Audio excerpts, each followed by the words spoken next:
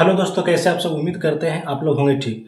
दोस्तों, अगर आप लोग बिहार सिविल कोड प्यून का फॉर्म फिलअप किए हैं तो दोस्तों आप लोग के लिए जानना बहुत ज़रूरी है कि इसमें काम क्या क्या करना पड़ता है। दोस्तों, जब आप बिहार सिविल कोड प्यून में सिलेक्शन होंगे तो इसमें काम क्या क्या करना पड़ता है और कितना घंटा करना पड़ता है। दोस्तों, पूरे महीने में कितना दिन करना पड़ता है और कितने घंटे यहाँ पे काम आपको लिया जाएगा। और दोस्तों आगे बात करेंगे कि इसमें सैलरी आपको कितना दिया जाएगा, महंगाई भत्ता हो गया या फिर आपको जो है पीएफ वगैरह काट करके कितना आपको सैलरी वहाँ पे दिया जाएगा। जैसे कि होता है आपका एनपीएस, पीएफ, ये सभी काट करके आपको कितना सैलरी दिया जाएगा। और यहाँ पे बात करेंगे दोस्तों कि इसमें जैसे बिहार सिविल कोड प्यून में आपका सिलेक्शन होता है तो प्यून बनते हैं, तो उसके बाद फिर आपको क्लर्क या फिर लोअर डिवीजन क्लर्क या फिर कोर्ट रीडर बनने के लिए आपको प्रमोशन किस तरह से दिया जाता है। दोस्तों, इसमें दो तरीके से प्रमोशन होता है। एक तो आप एग्ज़ाम दे करके, और दूसरा जो है वो आप जो है ऐसे ही प्रमोशन आपको मिलता है।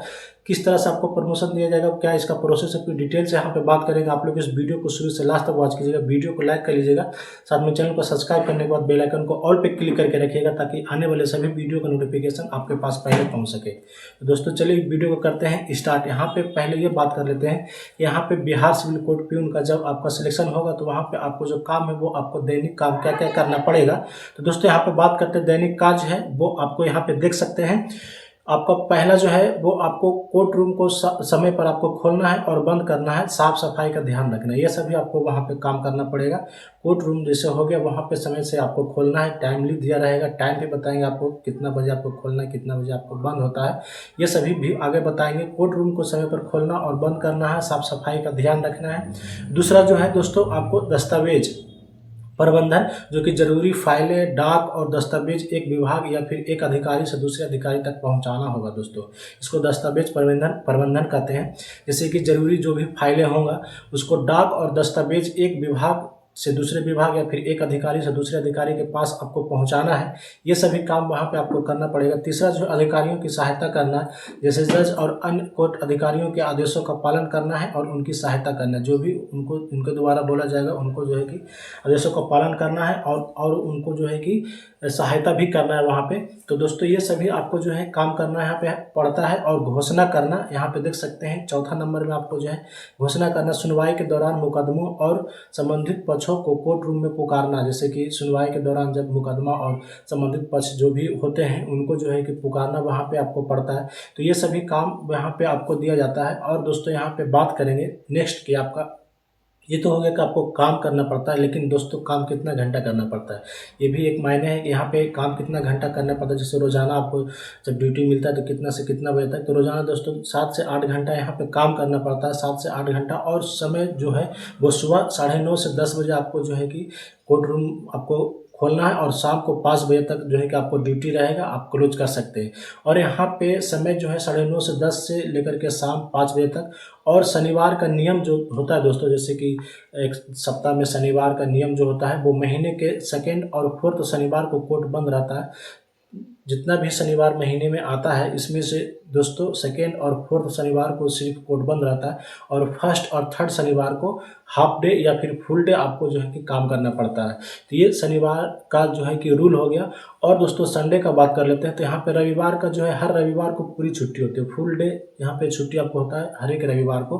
और सैटरडे को आपको सेकेंड और फोर्थ शनिवार को कोर्ट बंद रहता है, और फर्स्ट और थर्ड शनिवार को हाफ डे या फिर फुल डे आपको काम के अनुसार वहाँ पे आपको काम लिया जाएगा। जैसा काम रहेगा तो हाफ डे भी होता है, और अगर ज़्यादा काम होता है तो फुल डे भी वहाँ पे काम करना आपको पड़ सकता है।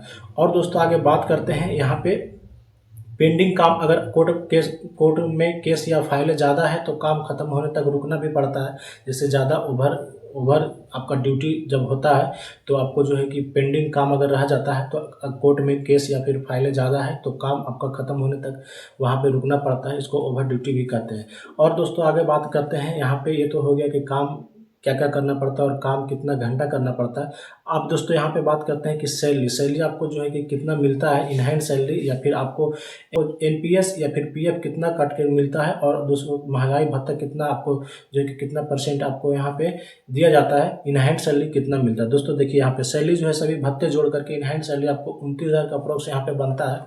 29,000 अप्रोक्स यहाँ पे इन हैंड पूरे जो है कि इन हैंड सैलरी सभी जोड़ करके इन हैंड सैलरी आपको मिलता है। लेकिन दोस्तों मूल वेतन आपको 18,000 रहता है। पे स्केल 18,000 से लेकर के 56,000 के बीच में महंगाई भत्ता आपको मूल वेतन का 50% से 53% यहाँ पे दिया जाता है। मकान किराया भत्ता यहाँ पे पोस्टिंग वाले शहर के अनुसार दिया जाता है। और आपको जो है कि 4% से 16% के यहाँ पे देख सकते हैं के बीच में दिया जाता है। 4% से 16% ये पोस्टिंग वाले शहर के अनुसार यहाँ पे दिया जाता है। जैसा शहर आपको पोस्ट मिला है वैसा आपको 4% से लेकर के 16% के बीच में यहाँ पे दिया जाता है। और कटौती दोस्तों एनपीएस या फिर पीएफ आपको 10% के लगभग यहाँ पे आपको जो है कि कटौती होता है। और दोस्तों आगे बात करेंगे कि इसमें दोस्तों प्रमोशन आपको मिलता कैसे है। दोस्तों ये हो गया काम क्या क्या करना पड़ता है, काम कितना घंटा करना पड़ता है और सैलरी जो है दोस्तों आपको जो है ये हो गया पूरी डिटेल से। और यहाँ पे प्रमोशन की बात करेंगे तो आप जैसे कि आप ग्रुप डी से प्रमोट होकर के ग्रुप सी यानी क्लर्क के स्तर पर पहुँच सकते हैं। लेकिन दोस्तों यहाँ पे प्रमोशन मुख्य रूप से 2 तरीके से होता है। ये देख सकते हैं आप विभागीय सीमित परीक्षा द्वारा, और दूसरा जो है वो आप वरिष्ठता के आधार पे यानी कि आपको सीनियोरिटी के आधार पे कम मेरिट सीनियोरिटी आप सीनियर हो गए हैं उसके आधार पे आपको मिल सकता है। नहीं तो फिर आप जो है कि मुख्य रूप से आप यहाँ पे विभागीय सीमित परीक्षा के द्वारा भी जा सकते हैं। तो पहले यहाँ पे बात कर लेते हैं विभागीय सीमित परीक्षा के द्वारा कैसे आपको प्रमोशन मिलेगा। यदि आपके पास शैक्षणिक योग्यता जैसे ग्रेजुएशन है, जैसे कि आप 10th पास पे प्यून का फॉर्म फिलअप किए हैं तो आगे 12th या फिर ग्रेजुएशन है तो आप कम समय में बड़ा प्रमोशन पा सकते हैं। लेकिन दोस्तों यहाँ पे नियम है, नौकरी के कुछ वर्ष 3 या 5 वर्ष सेवा पूरी करने के बाद दोस्तों आप इस परीक्षा में बैठ सकते हैं। इन परीक्षा होता है वहाँ विभागीय परीक्षा होता है, वहाँ पे आप दे सकते हैं 3 से 5 वर्ष सेवा पूरा करने के बाद ही उसमें जो है कि विभागीय एग्जाम लिया जाता है। आप उस परीक्षा में बैठ सकते हैं और क्वालिफाई कर लेंगे तो आपको जो है कि परीक्षा पटना हाई कोर्ट या फिर सेंट्रलाइज कमेटी द्वारा आयोजित की जाती है।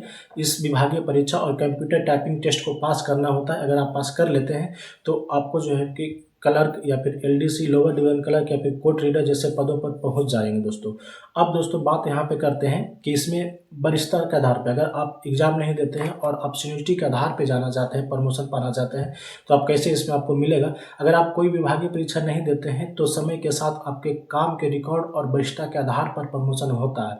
समय के साथ आपके काम का रिकॉर्ड आपका देखा जाएगा, काम का रिकॉर्ड देखा जाएगा कि आपका कैसा है, और वरिष्ठता के आधार पर सीनियरिटी के आधार पर देखा जाएगा आपका सीनियर कितना है, उसमें कितना वर्ष आप काम किए हैं। उसके बाद जो है कि पहला प्रमोशन आपको चपरासी से ऑर्डरली या फिर दफ्तरी में होता है। उसके बाद दोस्तों दूसरा जो है वो हेड प्यून और फिर ट्रेजरी सरकार में होता है। तो ये सभी आपको जो है कि वरिष्ठता के आधार पे होता है, ना कि एग्जाम देना पड़ता है। ऑर्डरली, दफ्तरी, हेड प्यून या फिर ट्रेजरी सरकार, ये सभी में आपको प्रमोशन मिल जाएगा आपको वरिष्ठता के आधार पे यानी सीनियरिटी के आधार पे। तो दोस्तों इसके लिए दोस्तों नियम होता है कि इसके लिए आपका सर्विस रिकॉर्ड जो है वो बिल्कुल साफ़ होना चाहिए। ये सभी सर्विस रिकॉर्ड अगर आपका साफ़ होता है तो सीनियरिटी के आधार पे आपको जो है कि प्रमोशन भी मिलता है बिना एग्ज़ाम दिए।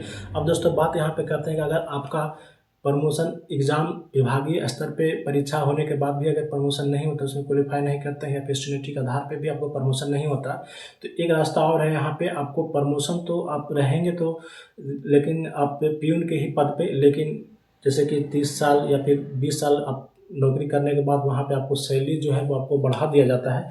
एक तरह से वो भी छोटा प्रमोशन ही होता है। सैलरी तो आपका बढ़ेगा लेकिन आपका जो है कि पोस्ट आपका प्यून ही रहता है। तो दोस्तों आपको यहाँ पे समझ में आ गया होगा काम क्या क्या करना पड़ता है बिहार सिविल कोड प्यून का, और कितना घंटा करना पड़ता है, और सैलरी कितना मिलता है, प्रमोशन कितना कैसे मिलता है और किस किस आधार पे मिलता है।